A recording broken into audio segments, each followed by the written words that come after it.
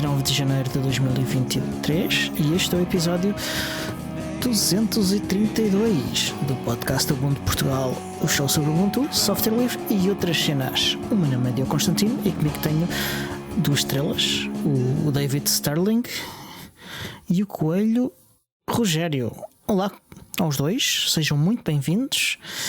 Então o que é que vocês andaram a fazer nestas semanas? Aliás, nesta semana para o Coelho Rogério e semanas para o David Sterling. Pois, semanas plural, não é? Porque isto é muito tempo.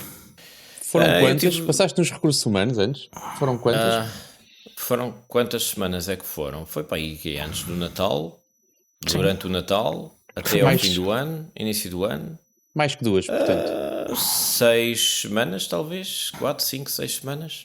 Não chega às 6. 5 e tal. 5 semanas e tal. É por aí. Bah, podes começar. Tive uma série de imprevistos. Como tu sabes, eu trabalho como adido militar em part-time e nisto estou a cultivar as cebolas na minha horta e tal. Começa uma ventania do caraças, um helicóptero que vem lá de cima, aterra-me um helicóptero no meio da horta, sai de lá um general de 5 estrelas vestido de pés à cabeça do uniforme. Mr. Miguel, e eu, yes, you have to come with me. E depois lá fomos nós. Mas em estrangeiro porquê? Porque é mais caro? Era do Pentágono. E chamaram-me lá, Joe Biden e tal, Casa Branca, olá, como está, não sei o quê. Depois mandaram para a Alemanha, tinha que ter uma conversa com o Scholz. Porque, não sabemos o que é que devemos fazer nesta situação, vinhas cá desempatar isto e tal. Dizia, mandei a porcaria dos tanques, tá bom, vá, siga. E pronto. De modo que, no meio disso tudo, perguntaram-me, olha, tu tens um tempinho para ir a Kiev durante uns dias? E eu, agora não me dava jeito e tal, mas pronto, lá fui. Então estive ocupado em coisas, sim, coisas confidenciais e altamente secretas. Não estou na liberdade de discutir porque é que estive ausente este tempo todo. Cebolas. Ele podia dizer-te, mas a seguir tinha de te matar. Exatamente, é por aí. Percebo. Não, a verdade é que foi por motivos muito mais prosaicos.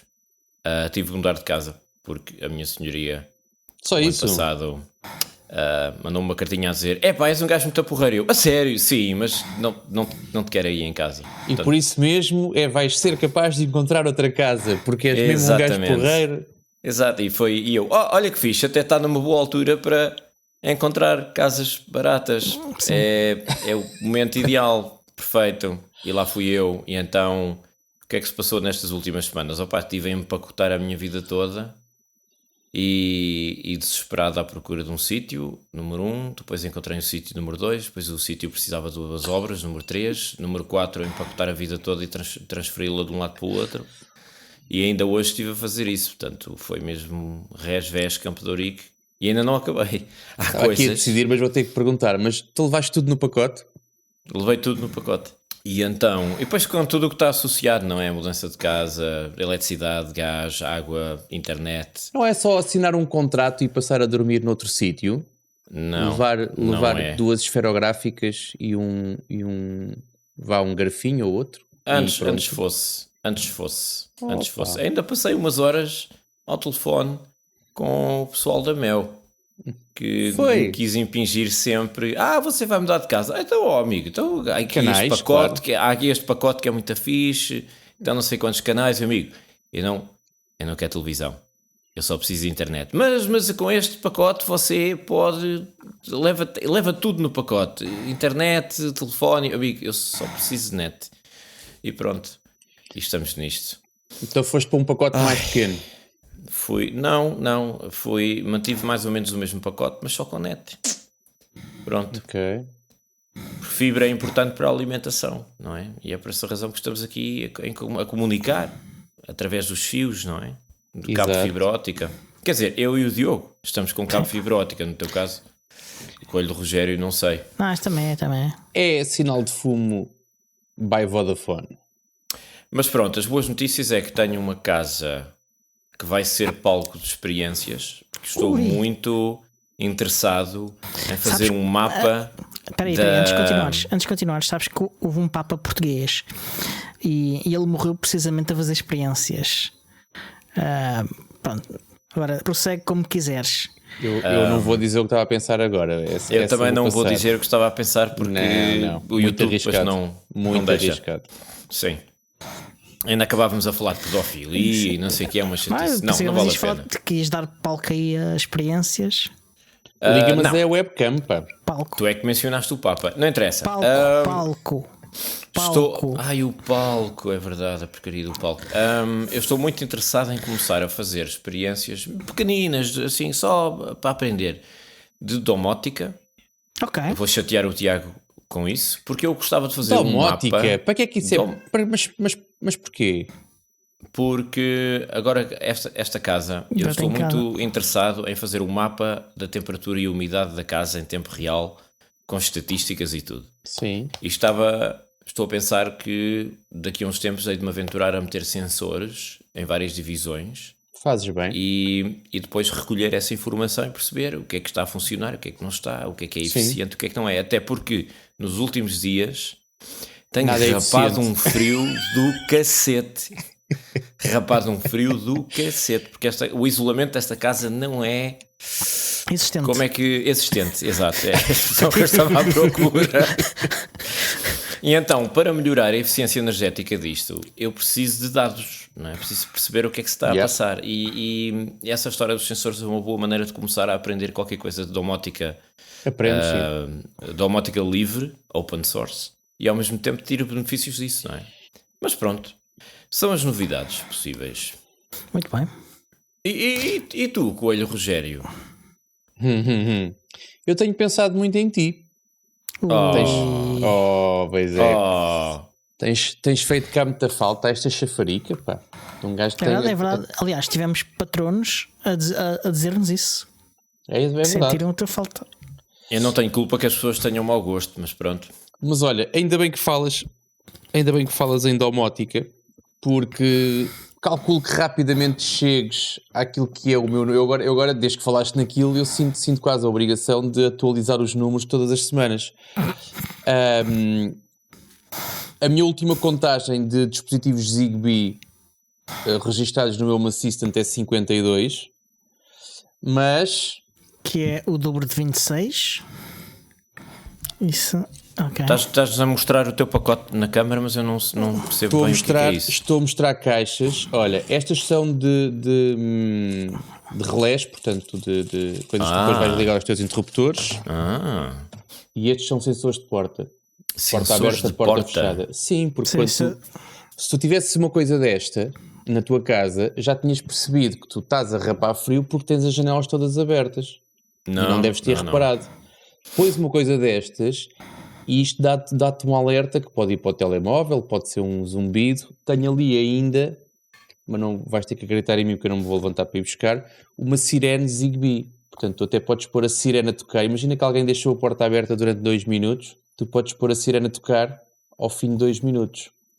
Mas pronto, isto para dizer que eu rapidamente prevejo que vá passar dos 60, não tarda, dos 60 dispositivos à conta disto, que aqui está. E que guardei para mostrar até um episódio em que tu estivesses, porque gosto sempre de ver a tua cara de desconfiança, do estilo, mas porquê? Mas para quê? Não, é a pergunta que eu continuo a fazer, porquê tantos? Mas a tua casa deve ser enorme. 60 sensores? Pensa que um sensor de temperatura e umidade é um. Quantas divisões tem esta casa? Dá um palpite. 6? 6. Vamos imaginar 6. Portanto, só aí tens 6 dispositivos, certo? Se deixares 6 sensores de movimento, já são 12. Um sensor de movimento para cada divisão. São 12. Se cada divisão tiver um interruptor para a luz do teto, 18. E o número vai subindo assim. Mas para que é que tu queres um sensor de movimento? É para acender as luzes, ok. Ou para ligar a um alarme. Um alarme, ok. Sabes o que era irónico? Era... teres tudo artilhado, a casa toda equipada com sensores de movimento, sirenes e isso tudo, e depois ia lá um gajo roubava-te os Zigbees todos. Sim, mas isso, como é óbvio, pode acontecer como em qualquer outro sensor, sim. Mas lá está. Não impedem esse facto, eles só o relatam. Aliás, os sensores deve ser a coisa mais valiosa que tens em tua casa, era aí que vale a pena roubar. Não, era aí que eu queria chegar. se alguém fizer isso, só prova que é alguém muito, muito burro. Porque cada sensor custa 7, 8 euros, 10, às vezes 12. Só? Exatamente, por isso é que eu não sou rico, pá, eu não nasci num berço de ouro. Portanto, eu se tenho tantos, já vou comprando às pinguinhas, também se nota menos, é verdade. Mas por outro lado, sim, os meus sensores custam para aí 10 euros. Talvez o mais caro que eu comprei foi interruptores. Foi a cena mais cara. E aquilo tem que estar ligado numa... Os sensores de umidade e temperatura, por exemplo, têm que estar ligados numa tomada elétrica? Tem uma 2032. Uma pilha que dá para 1 ano. Eventualmente 2 anos.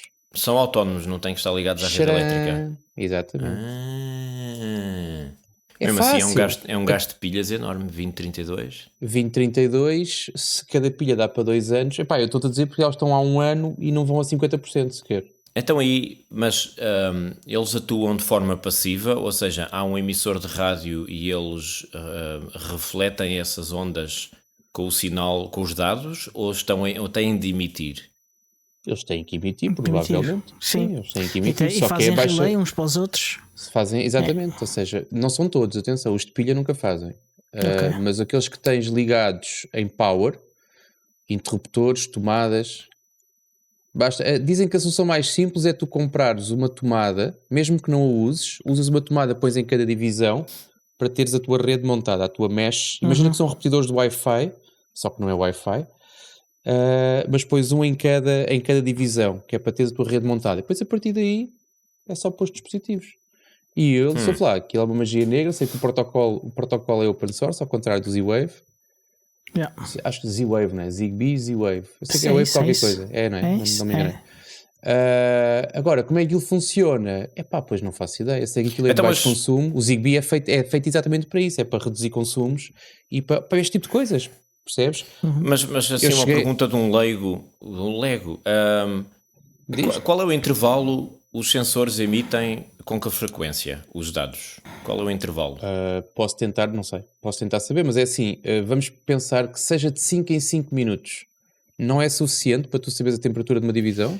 Não, eu estou espantado é que como é que tu tens uma pilha CR2032 dentro de um aparelho desse autonomamente e aquilo dura 2 anos sempre a emitir de 5 em 5 minutos. Mas não é 5 minutos, é menos que isso. Eu digo isto pelos sensores de movimento. Menos que isso. Sim, mas seja... Pode ser menos, pode ser 1 minuto, pode ser 30 segundos, há de ser 2 em 2 segundos, qualquer coisa. Não é 30 segundos, sensor de movimento é quase, eu não diria instantâneo, mas é uma coisa é muito, muito rápido. Portanto, ele tem que estar a emitir, eu diria talvez de segundo a segundo. De segundo a segundo, o sensor de umidade e temperatura. Qualquer sensor. Qualquer, não. Sim, um qualquer. Sim. Então, mas aquilo, está aí constantemente a emitir, mas não é quantidade de energia. Se é segundo a segundo, não é constantemente. Ok, está a emitir em intervalos regulares. Já tinhas saudades, Miguel, confessa. Quando vocês usarem o primeiro anglicismo é quando eu vou deitar a casa abaixo. Mas então, não, por isso é que eu assumi que eram passivos e que havia um emissor central algures que emitia. E depois eles refletiam o sinal de volta, mas com os dados, não? Não, creio que não.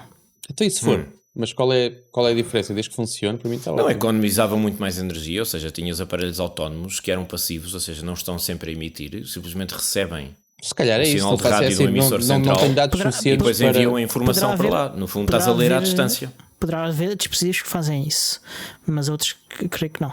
Não tenho ideia. Isso intriga-me um bocado. Uma 2032 dura 2 anos com emissão constante ali, constante não, em intervalos regulares. Agora estou intrigado. Vamos abrir um desses sensores. Tens bom remédio, pá. Arranjas perdes o amor a 8 euros, exatamente. Vou comprar um. Deixa-me e vou. Só para provares que o Tiago está errado. Tiago, faz-me só um favor. Depois... O Tiago não se comprometeu com se ele reflete, se não reflete. Eu sei que ele dura. Sim, isso é o que interessa. Faz-me só um favor. Tiago, faz-me só um favor. Arranja-me o link da página da Mouser onde tens um desses sensores. Leste-me os pensamentos. Estou neste momento a abrir. E põe o link nas notas que é para para mim, 2 para os ouvintes. Mas deixa-me fazer aqui então. Olha, vou comprar vou escaqueirá-lo todo e vou perceber como é que funciona. Posso dizer que tenho um sensor de temperatura que está com bateria a 76% e está instalada há um ano. Epá, não pode ser, isso é passivo. Nenhuma bateria de 2032 aguenta seja com o que emissões. For. Sensores de movimento. O sensor de movimento tem que ser ativo, desculpa lá. Ele tem que, quando sente movimento, vai ter que escrever, vai ter que dizer qualquer coisa. É um sensor de movimento por infravermelhos? Ou é outra coisa qualquer? É por... vais ter que me obrigar a ir à procura. Mas pronto, sensor, já vamos a essa parte. Bateria do sensor de movimento. Posso dizer que está mais baixo, está a 60%. Está instalado há um ano. Talvez menos de um ano, mesmo um pouco um ano. Mas lá está, isto vai bater... aquilo que é anunciado como autonomia é, em condições normais, um ano. E eu estou aqui a ter quase o dobro disso. E esses aparelhos emitem para que distância? Qual é? Tem obstáculos? Ou é 1 metro, 2 metros? Faz mesh, portanto, faz rede. Portanto, eu tenho uma tomada que faz de repetidor em cada divisão. Portanto, ele só tem que conversar com a tomada, com o equipamento de Zigbee mais perto.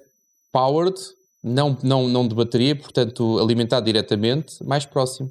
Ok, nesse caso então não precisa de muita energia para emitir e o Zigbee sinal. Usa 2.4 GHz, acho eu, ao contrário do Z-Wave, que consegue de facto, usa 900 MHz. Okay? Tens aí o primeiro link já? E o Z-Wave consegue de facto passar por paredes e isso à vontade, e o Zigbee não. Atenção que há aqui uma correção. O Zigbee é altamente sensível a isso. O sensor de movimento tem uma CR2450, não é uma 2032. Pronto. O sensor de movimento. Deixa-me ver mesmo agora. Assim, é uma pilha de botão, sim. Não é mas a coisa mais potente. Mas 2032 também é de botão. Elas são todas de botão, atenção. São todas de botão. São todas do Principado do botão. Exatamente. Má piada, peço desculpa por isto. Desculpa, a de temperatura também é 2450. São 2450, não são 2032. Eu devo ter aí outras coisas com 2032, esta é 2450. Diogo, estavas a dizer que isso emite em 2.4 GHz?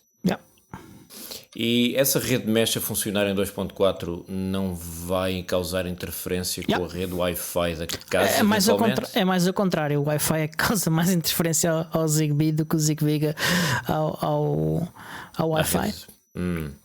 Pois faz sentido, o router Wi-Fi é mais potente, tem que emitir o sinal com mais força. Todos os dispositivos Wi-Fi são. Ok. Sabes que mais? Vou arranjar assim só um ou dois e pôr assim ao pé da lareira e tal. Olha, estás aqui a ver 11,10€ o sensor de temperatura e umidade, 12,80€. Mas tu disseste 6 ou 7 euros, pá, isto já vai para o dobro. Eu não disse, nunca falei em 6 ou 7, falei 8, 10, mas tudo bem, podes baixar mais um bocadinho que é para tentar aqui de alguma maneira descredibilizar. Está gravado. Está sim, pois está, eu sei. Eu 6, 7 nunca disse. Mas pronto, seja como for, é o que eu te digo. Um gajo que venha cá roubar 52 dispositivos a 10€ cada um, levam-se... e ele vai de certeza partir alguns, após tirar do sítio onde eles estão, vai ter que os partir. Portanto, não sei se ele vai conseguir vendê-los algum dia em algum sítio, mas vai fazer um péssimo negócio. Ele que leva-nos a televisão da sala. São 500 e tal euros. Lá está, ele que leva-nos a televisão da sala. Fica mais bem servido, é mais vendável e se calhar parte menos a cena, digo eu. É um bocadinho maior que... Quer dizer, não sei, olha que aquela tralhada toda dentro de um saco, não sei se... Tu tens preferência pela marca Sonoff, se bem entendi? Não, são os mais baratos. Não tenho preferência. Então tens preferência por serem mais baratos. Não, eu não tenho preferência nenhuma. Quando eu quero comprar qualquer coisa, eu vou ver o mais barato e digo assim, é este. É como eu. É a forreta. Organizar do mais barato para o mais caro. Exatamente. Do preço mais baixo para o mais alto, como é óbvio. Estou a ver. Bem. Falar em preço e em dinheiro. Uma coisa que eu ainda não tinha discutido. Tens de comprar uma unidade central. Só compras uma vez, mas tens que a comprar. Sim, um hub. Um hubzinho, exatamente. Podes comprar, se fores com um Home Assistant num Raspberry Pi, compras um Conbee ou assim, chega perfeitamente. É assim uma penazinha USB que tu enfias no Raspberry Pi e a coisa faz. Se não, arranjas mesmo um hub. Também há uns da Sonoff que custam, olha, estou aqui a ver, 21€. E que eles dizem que faz não sei quantos dispositivos, suporta até 32 sensores conectados. Mas depois, Então, se no cada um caso- dos repetidores depois tiver, portanto, cada um dos dispositivos tem que gerir a sua própria quantidade. Portanto, ou seja, se eu tiver cada tomada permitir outros 32, na prática a rede está... Multiplica. Exatamente. Até e links para Está aí já. essa central de controle. Está aí no chat, está aí no chat. Está no chat, meu amigo. Estás distraído. Então, não percebo. Eu só vejo os dois links no... Então, se abrires um deles, no fundo da página, acho que no fundo das duas páginas tens o hub, que é para os gajos não... Exatamente. Olha, entretanto temos aqui o Tiago Carreira no chat a dizer que o Zigbee é feito para consumir mínimos Exatamente, sensores mínimos e olímpicos. devem de emitir tempos em tempos, diz ele, e que deve ser configurável. A outra opção é emitir só quando precisam, e aí eu acho que é o caso. Poderá ser só quando, lá está, quando a temperatura muda, uma espécie de... Ou seja, aquele conceito, não sei se tu já viste, Miguel, já gostas dessas coisas, os e-readers, os leitores, os livros eletrónicos. Sim, da tinta eletrónica. Exatamente, a tinta eletrónica é a mesma coisa, aquilo dura meses, a bateria, uma bateria daquilo dura um mês, porque só gasta a bateria a mudar de sim para não e de não para sim, não é? Certo. Portanto, portanto, essa coisa do hub que vocês estão a dizer é o controlador Hub Bridge Zigbee Wi-Fi Sonoff ZB Bridge esse mesmo. 2140. Esse mesmo. Olha, este por acaso é um Wi-Fi. Ok, e se soubéssemos mais da semana do Tiago? Mas estamos a saber a semana do Tiago. Isto é a semana do Tiago. Porque creio que isto não será conteúdo assim muito interessante. O Tiago e o Miguel irem às compras. Não vai parece ser isso é muito interessante. É só porque tu não estás com vontade de ir às compras, Diogo. Senão seria também interessante. Não, é só porque os nossos ouvintes não devem estar com vontade de estar a ouvir o Tiago e o Miguel a ir às compras. Tinhas ou não tinhas saudades, Miguel? Confesso. Este momento teve o patrocínio da Sonoff. Sonoff, que é um rebofe. Mauser.pt. Comprei na Mauser. Carrondo, Coelho 10 e tem desconto na Mauser. Pronto. Ok. Entretanto, como já não tenho mais nada para dizer, claramente, eu posso ir dizendo. Eu andei em reuniões do Ubiports, várias, múltiplas. Os ouvintes não querem saber das tuas reuniões, Diogo? Não, querem saber porque tem a ver com o Ubuntu software livre e outras cenas. O Home Assistant também é software livre e outras cenas, pá. Mas uma coisa é tu. Tens link. Isto é bem interessante para os ouvintes. Tens toda a razão, Diogo. Estive em reuniões da equipa de newsletters, estive também em reuniões de sincronização entre os desenvolvedores. Além disso, estive também no. Não, evento pera, Sintra. discutiste o quê nessas reuniões? Não é só dizer que tiveste nas reuniões. Se calhar nem estiveste lá. Estive sobretudo a acompanhar o trabalho. Continuamos na mesma, zero informativo. Eu quero saber uma coisa em relação a essas reuniões. Eu também. Houve apresentações de diapositivos feitos com LibreOffice? Então que raio de reuniões são essas que não têm São apresentações reuniões de em que as pessoas diapositivos? simplesmente dizem o que é que tiveram a fazer. Pelo Zoom. E a planear atividades seguintes. Isso assim nem tem piada. E usaram o Zoom? Não usamos o Zoom. Que horror. Então não foi uma reunião.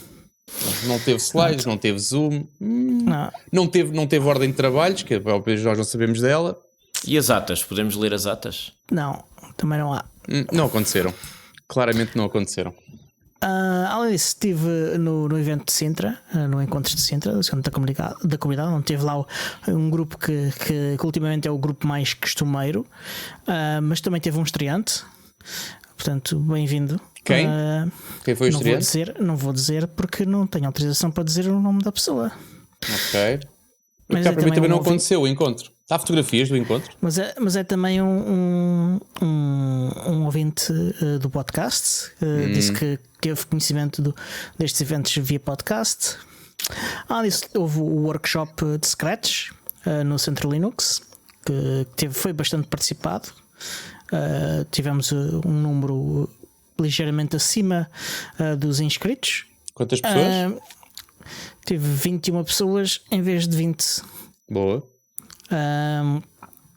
E estou já a planear o próximo workshop, que já posso anunciar qual é, que vai ser um workshop de introdução ao Flutter, que será dado pelo Filipe Barroso, que é o líder da comunidade Flutter em Portugal. Também estou a pensar em fazer um evento online para o Ubuntu PT em março, porque já houve quem quisesse fazer uma apresentação técnica e não teve uma oportunidade para isso, então vou ajudá-lo a organizar esse evento, e porque também houve quem que dissesse que tem saudades de jogar Super Tux Kart, então vamos aproveitar e faz-se uma apresentação e a seguir jogamos todos um bocadinho de Super Tux Kart. Parece-me um bom plano.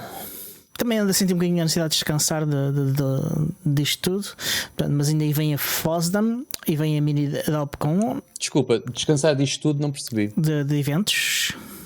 Ainda aí vem a FOSDEM, vem a Mini DevCon, mas após isso e estas coisas que já estão planeadas, que não esperem que eu esteja durante o resto do mês de março e talvez um bocadinho de abril a meter-me assim em coisas adicionais.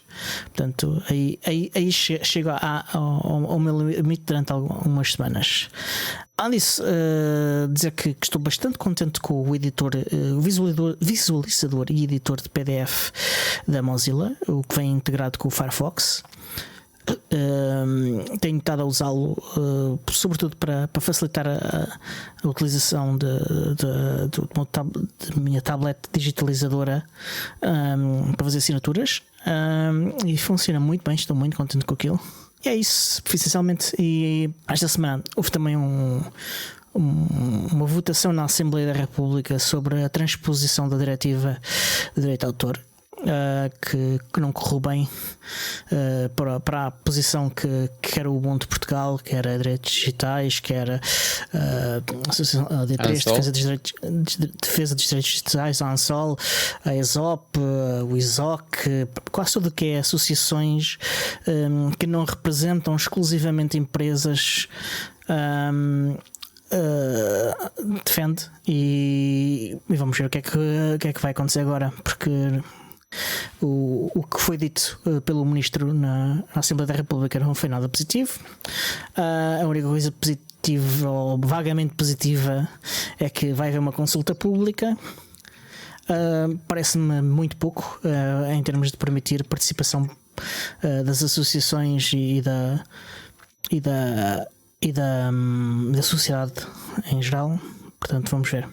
Essas consultas públicas, na maior parte dos casos, acabam por ser pró-formas. Bom, então vamos lá ouvir a vossa opinião. Estão de acordo? Não, tudo bem, vamos passar isto na mesma. As consultas públicas, sim. As audições na Assembleia da República já nem tanto. Daí que o que estas associações pediram todas foi que o processo, em vez de ser realizado inteiramente pelo Governo, fosse realizado na Assembleia da República.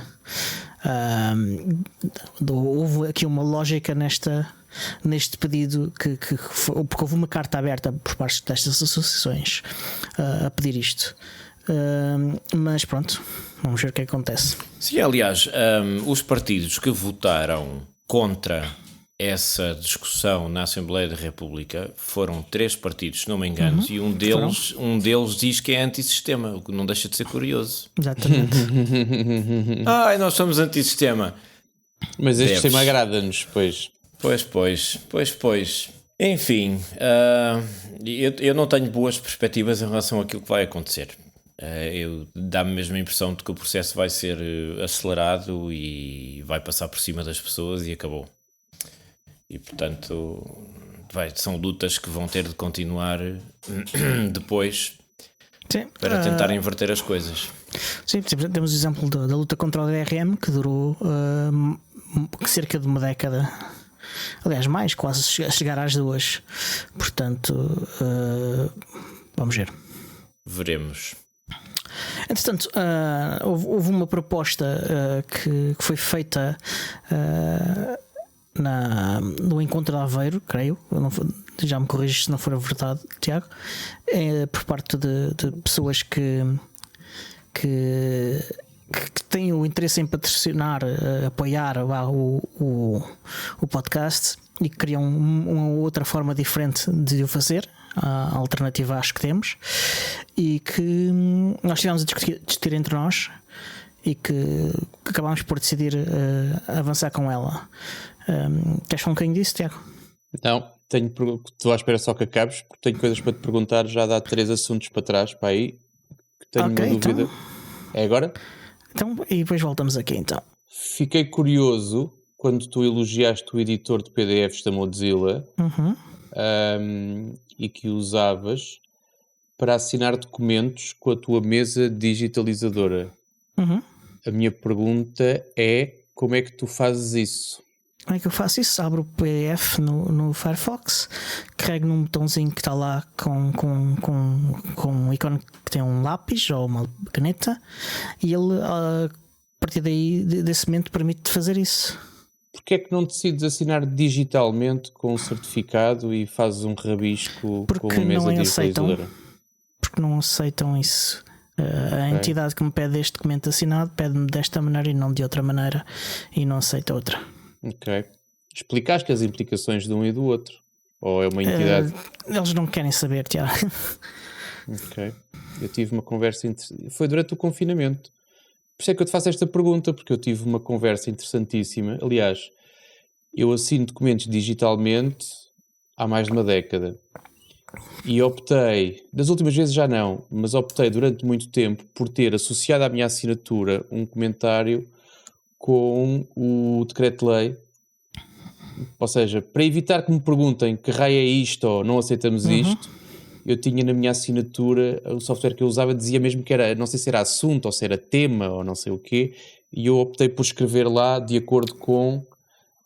e normalmente a coisa funcionava até que uma das entidades bancárias com a qual eu trabalhava se recusava, e sempre se recusou a receber qualquer coisa digitalmente, até que vem confinamento e eles são obrigados a ter que reduzir os contactos, e continuaram a não aceitar os assinaturas com cartão de cidadão, mas aceitavam uma assinatura de punho.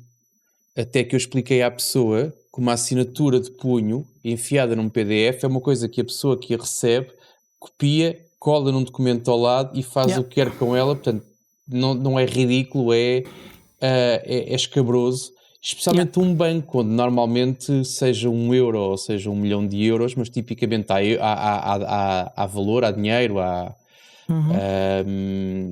sempre fez muita confusão. Eu optei por não assinar. Chamei as pessoas à razão, não quiseram perceber, disse ok, então não vou assinar, lamento, a gente depois faz isso. E o senhor depois teve que arranjar um tempo para me receber em pessoa em altura de confinamento. Ou seja, eu esperei, não foi no confinamento, porque eu aí portei-me muito bem, mas foi um assunto que teve que ser adiado e teve que ser burocraticamente adiado pela parte do banco, porque eles só aceitavam aquilo de uma forma com a qual eu não concordava. Mas pronto, não pensei que houvesse outra forma, por isso é que eu estava para te perguntar como é que tu fazias isso. Não aceitam, a lei nacional não se aplica àquela entidade, e não tenho a opção de não assinar. Pronto, era aí, ou seja, conhecendo-te eu como conheço, picuinhas e não sei o quê, acho estranho teres cedido dessa forma, se não fosse de uma forma de alguma maneira teres sido pressionado a... Uma pergunta para os nossos ouvintes com direito a prémio mistério: qual era a nacionalidade do escritor Franz Kafka? Os vencedores podem ganhar... Sul-africano. Se eu ganho, fico já com o prémio para mim, era sul-africano. Pronto, já fostes. Tens mais perguntas? Não, era só porque fiquei com essa. Acho que tinha mais uma, mas entretanto, como avançaste tudo de seguida e eu tive medo de interromper, depois ficou... Queres então falar então da proposta que há para apoiar o podcast? Já que foste tu que a trouxeste. Sim, ou seja, eu fui apenas o receptor da sugestão. Não foi o receptor da sugestão, aquilo foi um... Agora que o Miguel já usou o router no episódio, já posso dizer que foi um brainstorm, portanto... Uma tempestade de cérebro. Como queiras, desde que percebas, para mim está ótimo. Cerebral. Desde que faças as tuas legendas, para mim está tudo bem. Mas, não, essencialmente aquilo que acontece, a conversa começou com... e não é para te irritar, Diogo, mas a conversa começa mais atrás, eu vou ter que dar o contexto todo. que é alguém que se queixava que o podcast X tinha um seletor de velocidade no site, ou seja, pessoas que ouvem no site conseguem selecionar a velocidade, se querem ouvir a 1,5, 1,25, 2, Ok. e que o nosso não tinha isso. Eu acionei, portanto, fui ver o que é que se passava, acionei aqui, fomos ver que no computador funcionava, ou seja, é uma coisa que depende do browser. O código que nós temos depende, pelos vistos, de browser, sendo que o código que nós temos foi, importa aqui referir vezes sem conta, que é exatamente o código da marmita de Redondo, do Carreira, com meia dúzia de cores mexidas, não muito mais do que isso. Acionei, puxei do meu trunfo Carreira, e como está numa zona diferente, à hora que nós estávamos a ter esta tempestade, como é que tu lhe chamaste, Miguel? Tempestade de cérebros. Não havia muito cérebro já, era só uma tempestade. À hora que estava a correr a tempestade, era uma hora porreira para que cérebros estivessem a funcionar, e então fui perguntar ao Carreira, e ele esclareceu-me que era um player simples, do mais básico que há, do mais vanilla que havia, e então chegámos à conclusão que era uma coisa que dependia de browser para browser. Conversa que não conversa, chegou-se à conclusão que a pessoa em causa nem sequer patrono era, e disse ok, pronto, manda-nos um mail, nós vamos tratar isso com a brevidade compatível com um não patrono. Isso é conversa de serviço ao cliente. E a coisa foi, agora eu posso dizer que acho que foi na mesma, como é que foi? Foi na mesma noite, se não me engano, acho que foi para aí meia hora depois, o Carreira tinha um PR aberto para pôr um counter, não é um counter, desculpa, um seletor de velocidade no nosso podcast, e se não estou em erro, essa pessoa no regresso a casa já foi a ouvir o podcast, o último episódio, ou o que ele escolheu ouvir, à velocidade que entendeu. Porque ele fazia a comparação com os do WordPress. Quando tu tens o WordPress, como a gente usava antigamente também, o WordPress com o... Já não me lembro agora como é que se chamava o plugin. WordPress. Exato. Portanto, aquilo aconteceu. A conversa deve ter tido um efeito tão engraçado que a pessoa decidiu fazer, disse que sim senhor, que até se tornava patrono, mas que não fazia, ou seja, que não queria ter qualquer tipo de registro, fosse no PayPal, fosse no Patreon, fosse onde quer que fosse. Eu disse, mas isso não tens desculpa, porque nós, até por multibanco, nós aceitamos contribuições. E o problema, mas eu alertei a pessoa para isso mesmo, ou seja, o problema do multibanco é que nós, para nós controlarmos as contribuições por multibanco, teria que ser com uma mão de obra muito, ou seja, nós não temos nenhum departamento administrativo que nos trate destas coisas. Portanto, a forma que nós temos de ter isto bastante simples é através da conta Patreon, onde quem está dentro vê as coisas e quem não está não vê, e não somos nós que gerimos nada disso. O Patreon fica com uma grande fatia, é verdade, é preciso fazer uma conta, é preciso pôr lá um cartão de crédito, é verdade isso tudo, mas é preciso fazer, é preciso de facto uma gestão mais exigente se não usarmos o Patreon. E então, conversa que não conversa, tempestade atrás de tempestade, isto como é que se chama? Café Pina ou Casa Pina ou não sei o que. Isto é para a malta da Aveiro que nos está a ouvir, com uma música bastante agradável, pelo menos para os meus ouvidos, o que dificultava a concentração, porque a música de facto dividia-me a atenção, mas chegámos aqui a alguma série de sugestões, sendo que aquela que nos pareceu mais simples de gerir é pessoas que queiram fazer donativos que não Patreon, por outra via, pois que o façam, não se inibam, gente. Mostrem o vosso apreço e o vosso carinho, e aquilo que a gente poderá fazer eventualmente é, eu só conheço uma técnica, perguntei alternativas, mas ninguém me sugeriu rigorosamente mais nada, que é abrir-se um grupo, não é um grupo, abrir-se um canal. Aqueles canais de difusão no Telegram. Eu gostava que fosse no Matrix, mas acho que o Matrix não permite fazer isso, pelo menos de forma direta, e abrir-se um canal de difusão para que as pessoas que fazem contribuições pontuais possam ser inseridas nesse canal. O grupo, ou como é que se chama aquilo? Canal, não é? É um canal. É um canal. Pronto. Qual é a questão então? Ou seja, a ideia é, e foi sugestão, como é que a gente depois controla as entradas e saídas? Basicamente é fácil, ou seja, nós durante o ano civil vamos juntando pessoas e chega ao final do ano civil, limpamos o canal e aceitamos novas contribuições e voltamos a inserir pessoas. Portanto, ou seja, a contribuição que a pessoa faz vale sempre até Ao dia fim 30, do ano civil. exatamente, 31 de dezembro, mais coisa, menos coisa, porque são sempre dias muito complicados, aqueles últimos dias do ano. Mas parece uma solução bastante simples, ou seja, é uma coisa que eu acho que consigo fazer. Se nós recebermos um e-mail de alguém a dizer, ouve lá, fiz agora uma contribuição, e a gente junta, tem a limitação de pessoas que não estão ou que não querem estar no Telegram, e eu conheço uma que fez a última dessas contribuições que não está no Telegram. Teremos que arranjar uma alternativa, mas pronto, mas a solução passa um bocado por aqui. Um grupo de Matrix não serve? Não sei se um grupo de Matrix serve, não sei. Na altura pedi sugestões, não optaste por não dar nenhuma. Eu sugeri usar essas duas coisas. Não sei como é que se pode fazer isso no Matrix, ou seja, de uma forma... A ideia é ser unilateral, mas pronto, porque senão... Porque aquilo que eu vejo é que tu fazes um grupo no Matrix e se alguém te faz uma pergunta lá, tu vais ter que responder, porque vais te sentir mal se não o fizeres. Ou não, eu sei, mas ou então não, ou então tu podes dizer isso, a pessoa não ouviu esta parte da conversa, não te conhece, não sabe o doce de pessoa que tu és e fica ofendido porque fez-te uma pergunta por ali, porque acha que é uma via de comunicação como outra qualquer e tu não respondeste. Portanto, ser uma coisa unidirecional é bastante mais simples de gerir e lá está, canalizas toda a conversa para aquilo para onde a gente tem canalizado sempre, que é para o grupo Telegram da comunidade e depois por ali separa-se a atenção conforme cada um pode.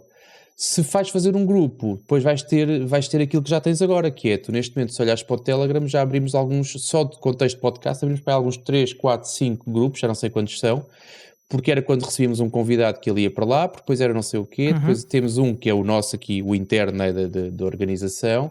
Se temos ainda mais um, é um fator de expressão que eu acho que eu gostaria também de evitar, ou seja, gostaria de chegar a toda a gente, mas queria evitar mais um canal de comunicação e mais um fator de expressão. Eu já assim não chego para as encomendas de todos os grupos e de todas as conversas que estou, e sei que tu sofres do mesmo problema, porque já desabafaste várias vezes sobre isso, portanto eu queria evitar essa parte.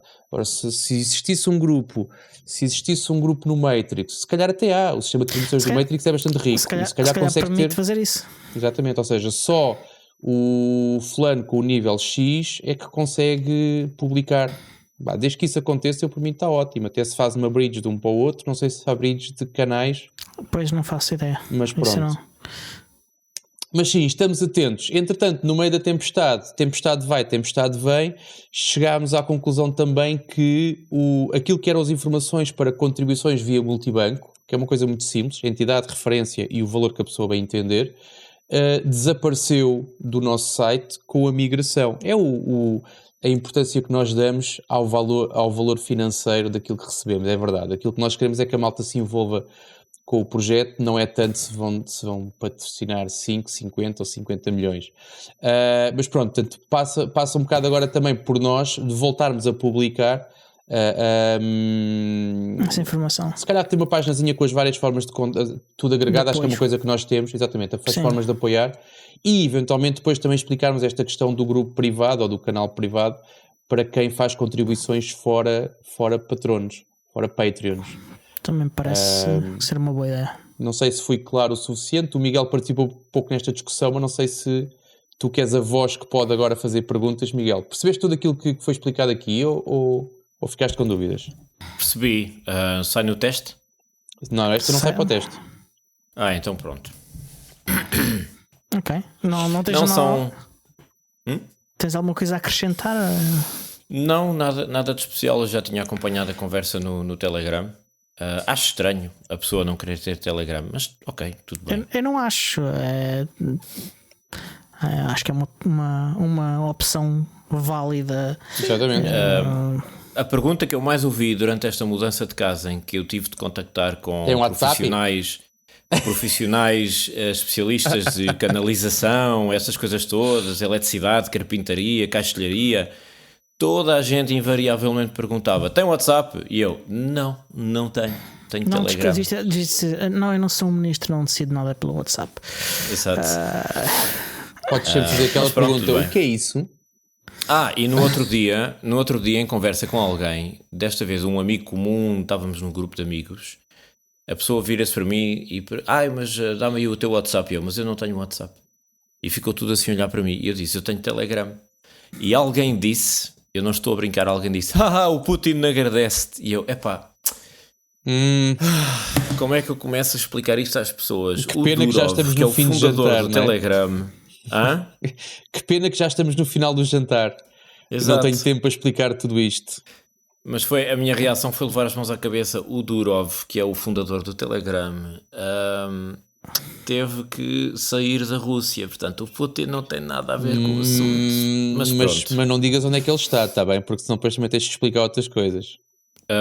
Por acaso não sei onde é que ele está. Mas ele está onde? Está nos Emiratos? Está no Dubai? Está nesses sítios? Está não por aí, me lembro. está nesses sítios onde também a democracia abunda. A bunda, é verdade. Mas pronto. Mas sim, há pessoas que decidem não ter Telegram e há que respeitar. Aliás, há logo uma limitação básica, que é a limitação do número de telefone. Exatamente, podem não querer dar o número de telefone ao Telegram. Eu tive esta semana um episódio giro, porque um dos meus contactos próximos teve em tempos um número de telefone, que entretanto mudou e que já não usa, mas pelos vistos o Telegram faz cache das nossas listas de contactos. Então recebi aquela notificação que todos nós já recebemos em tempos, que é fulano de tal entrou para o Telegram. E então eu quando leio aquilo vejo que, imagina, Diogo Constantino entrou para o Telegram. E eu assim, então, já está. Tu não me digas que o gajo apagou a conta e criou outra vez a conta. Assim, olha, vais começar do zero, meu amigo. Mas depois não, aquilo era um número que foi usado em tempos. Eu já nem sequer tenho esse número na minha lista de contactos, mas por obra e graça de cache, provavelmente, o Telegram faz cópia deles, mesmo que a gente os apague nos dispositivos, e quando essa pessoa que entretanto ficou com esse número de telefone, não é? Porque os números depois voltam para a pool e são atribuídos. São reutilizados. São redistribuídos, exatamente. Quando essa pessoa decidiu entrar no Telegram, a mim apareceu-me não o nome da pessoa em causa, mas o contacto pela qual eu tinha guardado, ou seja, o nome que estava registado no contacto que eu tinha naquela altura. Também já me aconteceu. Mas a mim acontece um outro fenómeno que eu não sei se vos acontece a vocês também, que é, eu vejo pessoas a aparecerem no Telegram, notificação, não sei quantos, juntam-se ao Telegram, e eu não conheço aquela pessoa. Mas a mim não me apetece, não recebo nenhuma dessas notificações. Eu já vi surgir noutras pessoas, mas eu, como uso o teleporte, se calhar recebo, isso. Mas nada pronto, disso. não conheces a pessoa, lá está, é um número de telefone que foi redistribuído e que a pessoa em causa é uma pessoa que tu neste momento já não conheces. Mas os números vão circulando, faz parte, sim. É estranho. Bom, mas por alguma razão o Durov é multimilionário, não é? Ele há de fazer dinheiro com alguma coisa. É com os ícones, com os emojis. Os emojis. Mas pronto, mas é isto. Em relação, já que se fala de Telegram, e porque provavelmente malta que nos ouve e que está no Telegram já deve ter sentido isso, mas para quem não sentiu ou para quem está mais distraído, decidimos não, eu fui um bocado tirano, olha, deixa eu ver como é que é, e logo se vê, se não correr bem também se reverte, não é o fim do mundo. Mas decidi experimentar a separação do nosso grupo da comunidade por tópicos. Faz cheirar um bocado àqueles servidores do Discord, ou seja, faz com que cada grupo do Telegram agora pareça um servidor Discord, onde tu entras e depois tens ali aquilo tudo separado. Eu ainda não decidi se gosto ou se não gosto daquilo. Aquilo à primeira ideia, à primeira vista parece ser uma coisa gira, mas depois às tantas andares por ali, depois escrevo aqui ou escrevo ali, depois era a malta a dizer, e cheias de razão, não é? Portanto, nós temos aquele bot que atualiza os episódios do podcast para dentro do grupo, depois aquilo publica sempre no tópico geral. Acho que pelo menos eu não vi documentação que permitisse escolher para que tópico é que ele deveria publicar. Depois a malta que segue com uma bridge do Matrix vê aquilo, vê sempre uma mensagem antes com uma coisa a dizer, esta mensagem não é suportada, portanto há ali uma parte qualquer da mensagem que faz confusão à bridge. Portanto eu ainda não decidi, mas olha, já agora malta, não se inibam, a malta que nos ouve é sempre muito ativa no feedback, portanto contamos com as vossas opiniões, para pronto, para saber se mantemos aquilo que assim ou se revertemos. Eu gosto assim, só tenho aqui um pequeno senão, talvez eu esteja a fazer alguma coisa mal, mas eu estava aqui a olhar para a versão de computador da secretária, a do Telegram, no meu Ubuntu, e não tenho esses canais, só tenho o Ubuntu PT geral. Não tens os tópicos? Não. Quando tu escolhes o canal Ubuntu PT geral é que ele mostra isso. Mas não aparece aqui na versão desktop. Deve estar desatualizada. Sim, a minha aparece. Abre uma espécie de uma espécie de subpastas. Yeah. Provavelmente tens a versão desatualizada. E isso curiosamente tem a ver com uma das notícias que a gente tinha aqui. É que o Telegram pediu ao Ubuntu para que o Telegram seja distribuído apenas como Snap no Ubuntu. Aquela velha questão pá. Deb para Snap, não é? Chatos, pá. Eles pediram isso porque têm problemas a dar suporte aos utilizadores e com os snaps o Telegram é sempre atualizado automaticamente e vai sempre para a última versão e portanto reduzem-se os casos de suporte para o Telegram. Como é que tu lembras como é que instalaste o teu Telegram, Miguel? Não me lembro. Mas não te aparece aquela barra azul em baixo a dizer update Telegram volta e meia? Volta e meia, sim. Então, deve ser o binário. Mas não faz mal, porque eu acabei de abrir o terminal e escrevi Snap Install Telegram Desktop. Aquilo dos assentos já está resolvido, não já, Diogo? Há muito tempo. Eu lembro-me de falar, de assistir uma conversa sobre isso, não. Sim, eu tenho o Telegram nas máquinas mais antigas com o binário deles, que podes ir ao site deles pescar e vais continuar a poder ir ao site deles pescar o binário. E nas máquinas que eu tenho mais recentes já tenho só com o Snap e sem problema nenhum. Não deveria ser ao contrário, ou seja, o Snap não é fixe ou são máquinas que são tão antigas que nem Snapd correm. Não, é porque não havia Snap do Telegram ou porque era o Snap do Telegram a ter aquele problema que tu ainda agora disseste e por isso eu ia ao site pescar. Historicamente decidiste manter, ok? Não decidi manter, decidi não alterar. Chama-se manter, exatamente. Não tive razão nenhuma para ir para alterar. Ok. Não decidi manter, decidi não alterar. Exatamente. Não, estou a dizer isto porque lá está, e é uma questão, quando nós mantemos sistemas, não é? Ter tudo igual é mais fácil de gerir porque tens menos surpresas. E se funciona bem, replica-se em todo lado. Mas pronto, mas sim, em casa de Ferreiros, Pedro de Paulo, percebo-te bem. Então, Miguel, está tudo bem? E... Caiu agora uma coisa aqui na secretária. Depois queixam-se que é o Diogo a bater teclas durante a gravação. Não é nada, mas é o Miguel a partir a casa. Depois ele diz que a cara dele isto e aquilo. Pois, claro. Isto foi muito mau. Está aqui o Tiago Carreira no chat a dizer que prefere 100 tópicos. Sim, também li. E que está em outros grupos e que prefere e que reverteram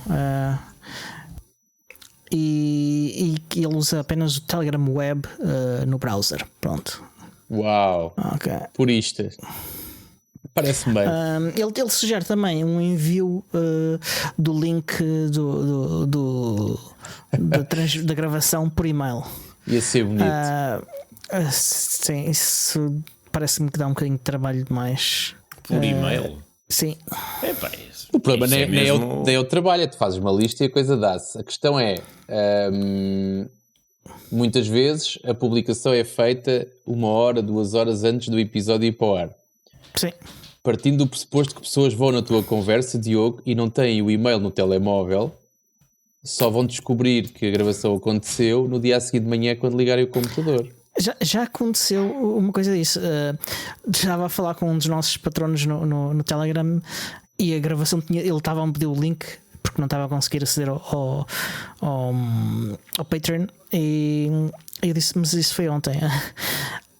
Claro que te dou o link, mas ele estava a fazer conversa como que ainda fosse querer participar, dar opiniões e não sei o quê, e pronto. Mas obviamente que lhe dei o link na mesma, né? Claro que sim. Ok, Estamos a chegar ao tempo limite da gravação. Que hoje temos aqui o nosso cronómetro mágico. Resta então dizer que este show é produzido por mim, Diogo Constantino, pelo Tiago Carrondo, pelo Miguel, e é editado pelo Xande Carrapiço, o senhor podcast. E até para a semana. Até para a semana. Até sempre.